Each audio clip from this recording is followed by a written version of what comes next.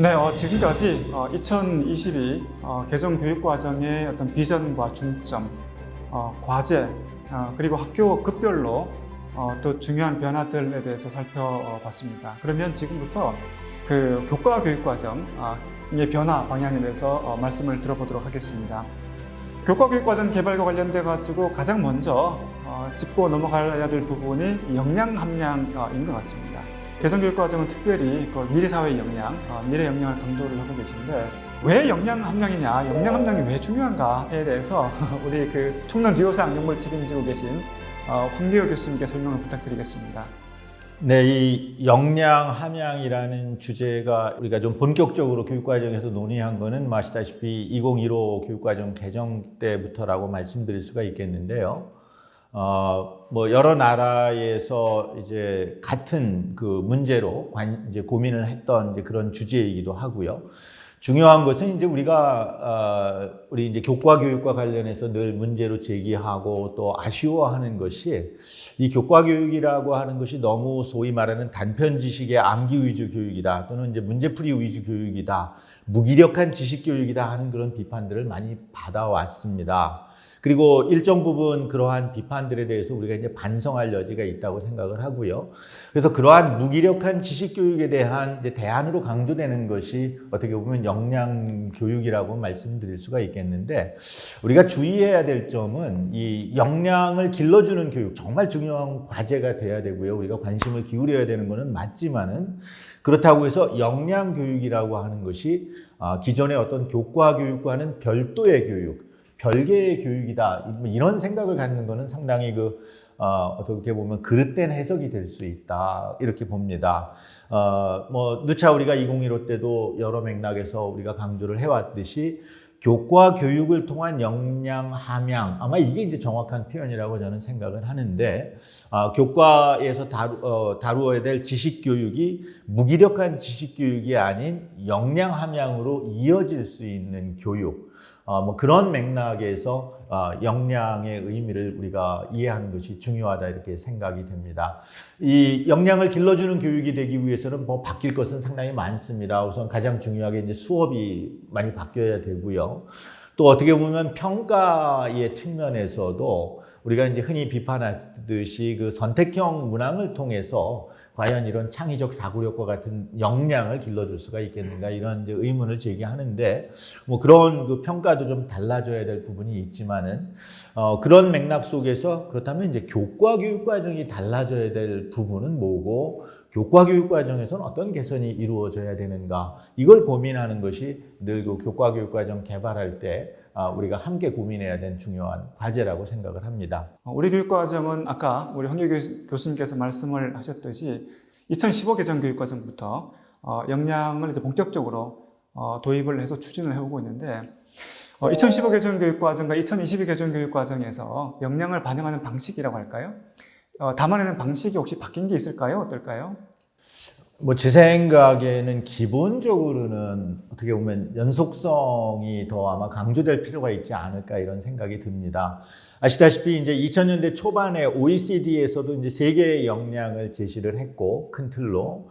그리고 뭐 최근에 이제 뭐 미래교육 2030 이런 책자를 통해서 뭐 이제 변혁적 역량이다 해서 이름을 좀 바꾸어 내기는 했지만은, 사실은 가만히 보면은 연속성이 오히려 더 좀 크다고 볼 수가 있습니다. 예를 들면 뭐 도구 사용을 넘어서서 창의적인 뭐 새로운 것을 만들어내는 역량을 강조한다든가, 뭐 상호 관계 이런 것들을 넘어서서 그것이 이제 가장 중요한 어떤 갈등 조정, 이런 측면을 강조를 했다든가, 뭐 자율성이라는 것하고 늘 고민을 같이 해야 되는 책임이라는 문제를 강조했다. 이런 점에서 저는 그 앞부분에 나왔던 역량이 좀 강화되고 좀 확장됐다, 저는 이제 그렇게 이해를 하고 있고요. 이 OECD가 강조하는 역량이 사실은 우리 뭐 2015 개정 교육 과정에서 제시한 역량과도 무관하지 않다고 생각을 하고요. 그래서 이제 어떻게 보면은 그 계속성을 유지하는 것이 중요한 과제다. 왠고하니 역량 교육이라고 하는 것이 우리가 역사가 길지가 않은데 뭐 교육 과정이 바뀔 때마다 역량의 목록을 크게 달리하는 것이 어떻게 보면 불필요하고 오히려 이제 혼란만 가져온다 이런 생각을 가지고 있습니다. 다만 이제 한 가지 조금 이번에 명칭 같은 것들은 좀 우리가 좀 재검토를 할 필요가 있다는 생각이 드는 것이 우리가 예를 들면은 자기 관리와 공동체 그리고 이 두 가지를 이어주는 어떤 관계 형성 측면에서 소통하는 것들이 좀 강조가 됐는데 그것이 그동안 의사소통 역량이라는 이름으로 이렇게 불리우다 보니까 어떻게 보면 커뮤니케이션 이쪽에 이제 초점을 맞췄는데 사실은 이것이 서로가 서로를 존중하고 배려하면서 그 협동적인 관계를 맺도록 하는 게 이게 이제 중요한데 좀 그 측면이 덜 강조되지 않았나. 그래서 이제 그런 것들이 좀 더 정확하게 전달이 될 수 있도록 아마 그 명칭을 일부 좀 수정하고 보완할 필요는 있지 않나 이런 생각을 하고 있습니다. 네, 커다란 기조는 유사하게 지켜질 것 같고요. 기본적으로 역량 교육이 지향하는 바는 2022 개정 교육과정에서도 그대로 유지가 되는 것 같습니다. 다만 이제 우리가 고민을 해봐야 될 부분은 우리 황교익 교수님께서도 지적을 해주셨듯이 교과와 역량의 어떤 화학적인 결합이라고 할까요? 역량을 반영한 교과 교육 과정일 수도 있을 것 같고 또 교과 교육 과정을 통해서 역량이 개발될 수 있도록 변화시키는 부분일 수도 있을 것 같고 어쨌든 이 두 가지가 좀 이렇게 유기적으로 연계될 필요가 있는데 그 점에서 2015 개정 교육 과정은 조금 이제 첫 출발이었으니까 조금 아쉬운 부분이 있었지 않았을까 하는 생각이 들기도 하는데 이 점에서 2021 개정 교육 과정에서는 그 역량과 교과가 어떤 식으로 연계될지에 대해서 우리 온정덕 교수님께 여쭤보도록 하겠습니다. 이제 선생님들께서 역량 교육이라고 하는 것은 활동 중심 교육이구나 라고 오인하는 경우들이 꽤나 있었습니다. 왜 그런가 이제 분석을 해보니까 우리가 2015 개정 교육 과정에서 그 다양한 학생 참여형 수업을 강조를 했었습니다. 하지만 앞서 우리 위원장님께서도 말씀 주셨던 것처럼 단순하게 무엇인가를 하는 활동이 아니라 사고가 관여되는 활동이어야 됩니다. 그러니까 우리가 왜 듀이가 했었던 유명한 말이 있죠. Learning by doing이라는 말이 있었는데 사실 역량 교육에서는 doing by thinking이라고 하는 이제 사고가 관여되는 교육이 매우 중요합니다. 그래서 이 부분에 대해서 어떻게 보면 우리가 좀 더 개선을 해야 되겠다라고 하는 문제의식을 가지고 있었고요. 또 하나는 이제 우리가 핵심 역량이라는 용어도 사용을 해왔었고, 이제 교과 역량이라는 용어도 사용해 왔었습니다. 저희는 현장 선생님들하고 같이 이야기를 해볼 때, 역량 교육이 들어와서 무엇이 많이 바뀌었나요? 라고 하니까, 수업 지도안에 체크하는 난이 2개가 생겼습니다. 라고 하시더라고요. 그래서 단원 계획표나 차시 계획 안에 하나는 핵심 역량을 체크하는 난, 다른 하나는 이제 교과 역량을 체크하는 난. 그래서 제가, 그렇다면 수업 내용과 방법은 어떻게 바뀌었나요? 라고 했었을 때는 이제, 글쎄요, 우리가 기존에 해왔었던 것들에 대한 지향점을 설정하는 것으로 충분하지 않았나라고 말씀들을 하십니다. 네, 조금 더 비판적으로 보시는 분들은 그것은 그냥 역량 스티커 붙이기 아니야? 이제 이렇게 말씀하셨던 거죠. 결국에는 우리가 이걸 통해서 어떤 역량을 길러줄 것인가, 물론 그것도 중요한 부분이긴 하지만 실질적으로 우리 학생들의 학습 경험의 질을 높여야 된다는 것, 그것이 우리 교과 교육에서 추구해야 되는 이제 가장 중요한 점이고요. 우리가 교육과정이라고 한다면 학교에서 무엇을 가르칠 것인가에 대한 의사결정을 해야 되죠. 그리고 그와 함께 왜 그것을 가르쳐야 될 것인가라고 하는 의사결정이 함께 이루어지고 있습니다. 많은 그 역량과 관련된 연구에서는 역량의 정의에서부터 우리가 살펴볼 수 있지만 가르쳐야 될 내용에서 정말 중요한 내용이 무엇이지? 여기에 대한 고민을 하게 됩니다. 학교에서 정말로 가르쳐야 되는 내용은 무엇일까?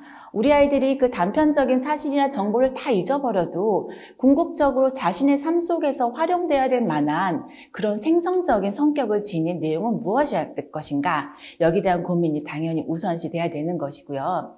그리고 이제 역량교육이라고 하면 수행 능력이 매우 강조가 됩니다. 여기서 말하는 수행이라고 하는 것은 앞서 말씀드렸던 것처럼 배운 것을 새로운 상황이나 맥락에서 적용하는 그러한 어떻게 보면 문제 해결 능력하고도 매우 유사한 개념이라고 볼 수 있습니다.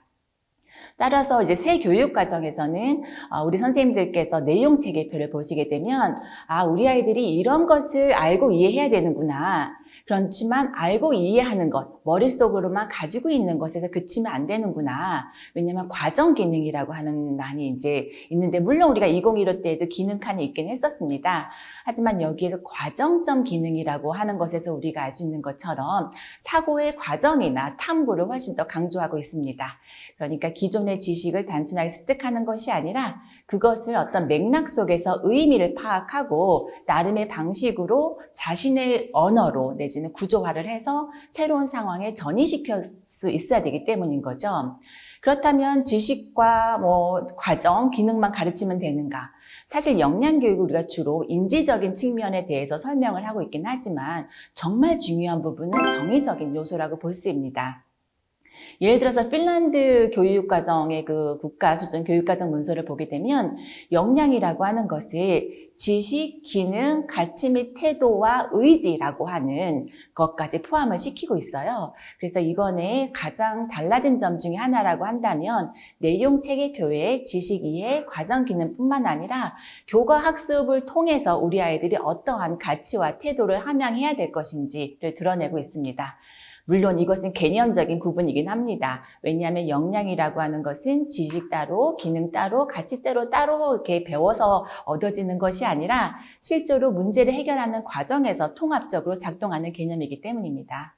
말씀을 들어보니까 그 역량이 정말 본격적으로 교과 교육 과정과 그 결합되고 또 거기에 따라 가지고 내용 체계표도 바뀌는 그런 단계로 접어들고 있는 것 같습니다. 그러면 또 하나 궁금한 것이 이제 우리 교육과정은 7차 교육과정 때부터인가요?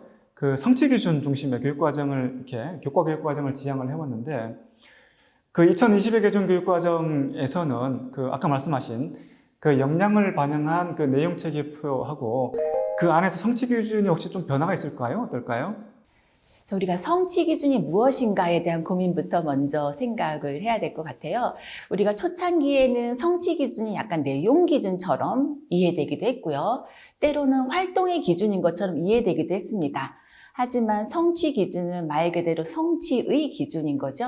우리가 역량을 지향한다. 학생이 그 교과 학습의 결과로서 무엇을 할 수 있어야 될 것인가 라고 하는 그 결과를 지향한다라고 한다면 성취의 기준이라고 하는 것은 궁극적으로 우리 학생들이 할 수 있어야 될 학습의 결과로서 진술이 돼야 되는 거죠. 우리가 학습량 적정화를 이야기하면서 성취 기준의 수를 줄인다라는 말을 많이 합니다. 물론 그것도 틀린 말은 아니긴 하지만 사실은 내용 체계표에서는 우리가 무엇을 배워야 될 것인가에 대한 어떻게 보면 전체적인 시스템을 드러내는 것이라고 한다면 어떻게 보면 성취 기준은 그것을 배워서 우리 아이들이 무엇을 할 수 있어야 될 것인가라고 하는 것을 드러내는 것이죠. 그리고 또 하나는 이제 성취 기준이 선생님들의 교육 활동을 제한해서는 안 될 것입니다. 학교에서 이루어지는 많은 교육 활동이 성취 기준을 근간으로 해서 이루어지고 있는데요. 만약에 성취 기준이 지나치게 활동 중심이 되어서 선생님들의 그 자율적인 교사학습 활동을 제한해서는 안 될 것이고요. 그리고 지나치게 단편적인 내용, 아니면 사소한 것들, 아니면 학교에서 교사와 학생이 함께 결정해도 되는 그러한 내용들까지 우리가 세세하게 담아낼 필요는 없다, 이렇게 생각을 하고 있습니다. 네, 그러니까 성취 기준이 역량과 상당히 밀접하게 이어지는 방식으로 진술될 가능성이 높은 것 같습니다. 무의미한 활동 중심 학습을 또 넘어야 되고 또 지나치게 과도한 내용 중심적인 학습을 넘어서서 정말 학생들이 그 문제 해결 역량과 같은 그런 고등 능력을 기르도록 하는 게 아마 그 역량 교육이 지향하는 가장 근본적인 목적이 아닐까 싶은 생각이 들고, 그 점에서 보면 제일 처음으로 돌아가서 2021 개정 교육과정이 추구하는 인간상이죠.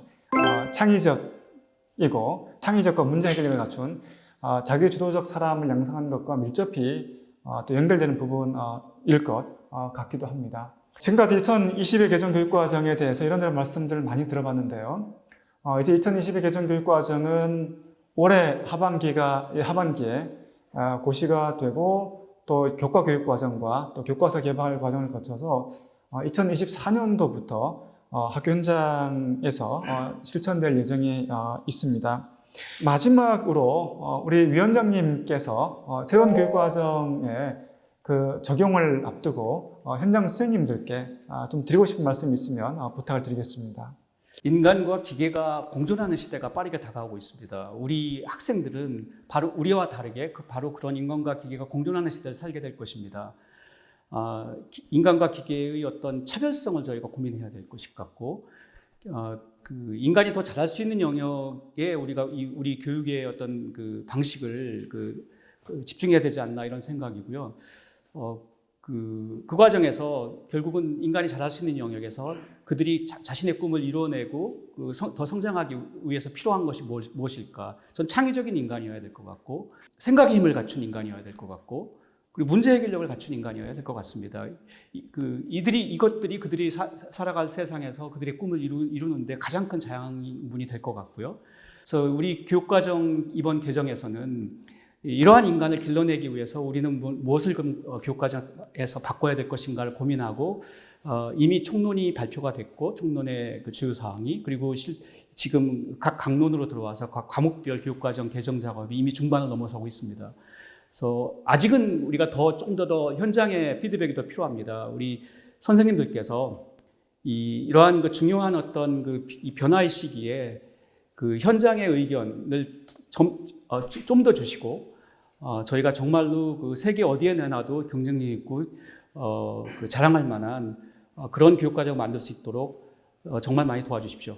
네, 어떤 분들은 포스트 휴먼 시대의 도래라고도 말씀을 하고 있지 않습니까? 정말 우리 지금 교실에 앉아있는 학생들은 정말 인간과 기계가 공존하는 시대를 살아가는 낯선 환경을 또 접하게 될 것 같고, 또 우리가 그 아이들을 위해서 문제 해결력과 창의력과 또 아까 온 교수님께서 말씀하신 정서적인 역량을 탄탄하게 갖춘 그런 학습자들을 기를 수 있도록 또 미래의 학교와 교실과 수업이 바뀌어야 되지 않겠나는 생각이 들고, 아마 그런 변화를 뒷받침하는 그 목표와 역할이 새로운 개정교육과정이 아닐까 생각이 됩니다.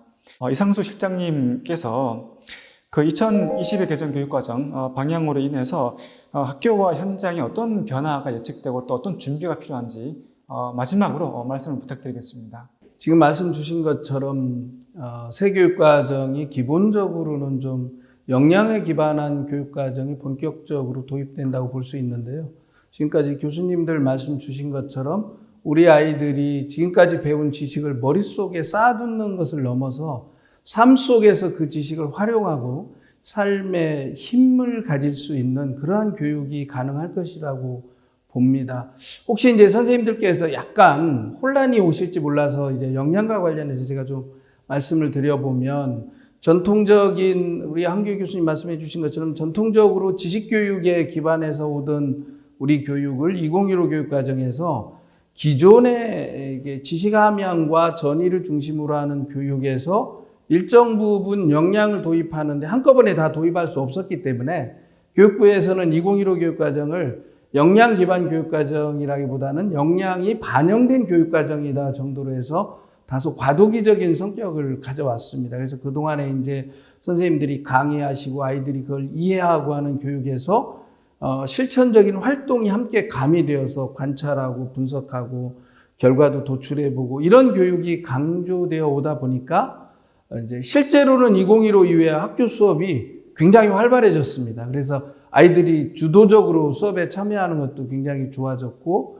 역량이라고 하는 것이 2015에서 다소 조금 강조됐던 스킬의 수준을 넘어서 지식을 이해하고 그 과정과 기능을 함께 그 지식의 탐구 과정에 들어오고 가치 태도까지 함양되는 종합적인 개념으로서의 역량이 본격적으로 들어온 것이기 때문에 혹시 선생님들께서 2015에서의 역량과 다른 역량인가 하는 그런 오해는 없으셨으면 좋겠고, 궁극적으로는 지금 말씀 주신 것처럼 우리 아이들이 학교 수업 활동을 통해서 교육과정을 통해서 삶을 살아가는 지혜와 힘을 지식에 기반해서 배울 수 있고 활발하게 어떤 위기라든가 이런 거에서도 대응할 수 있을 것으로 그렇게 기대하고 있습니다. 특히 이번 교육과정에서 저희가 2030년대 이후를 살아갈 우리 아이들이 접하게 될 그런 기후 위기의 문제, 또 디지털 정보 역량의 일상화되는 문제들을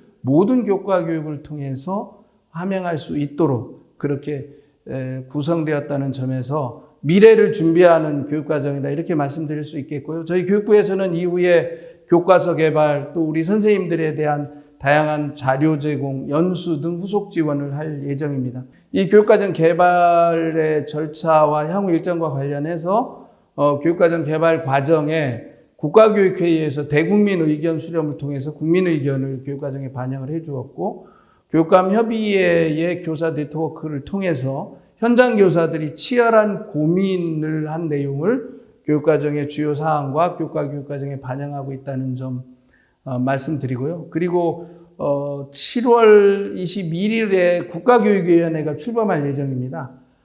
이번까지는 교육부가 교육과정 개정의 중심적 역할을 하지만 향후에는 국가교육위원회에서 이제 교육과정 개발을 하게 되고 이번 교육과정은 교육부가 주관해서 우리 이제 개정추진위원회 그리고 강론 총론 개발진에서 교육과정 개발하시고 마지막으로 국가교육위원회의 심의를 거칠 예정입니다. 심의를 거치고 아마도 올 11월경이 되지 않을까 예상은 하고 있는데 그 즈음에 교육부 장관이 고시하는 절차를 그렇게 갖도록 할 예정입니다. 네, 2022 개정교육과정에 대해서 여러 가지 또 설명을 드릴 수 있는 또 기회가 되었던 것 같습니다. 아까 우리 개정추진위원장님께서 말씀을 해주셨듯이 개정교육과정은 이제 기본적으로 미래 교육을 이제 지향을 하고 있고 2030 시대를 살아갈 학습자들을 위한 어떤 교육의 청사진이라는 의미를 갖고 있습니다.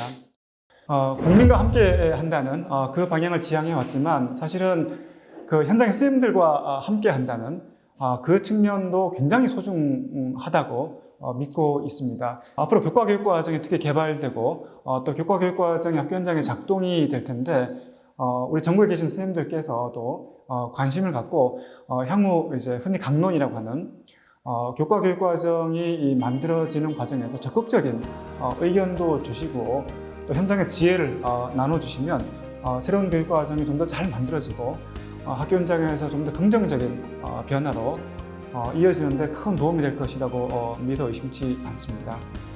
오늘 함께 해주셔서 진심으로 감사드리고 앞으로 남은 2022 개정 교과교육과정과 시행과 적용에 있어서도 선생님들의 적극적인 관심과 참여를 부탁드리면서 이상 오늘 대담을 마치도록 하겠습니다. 감사합니다.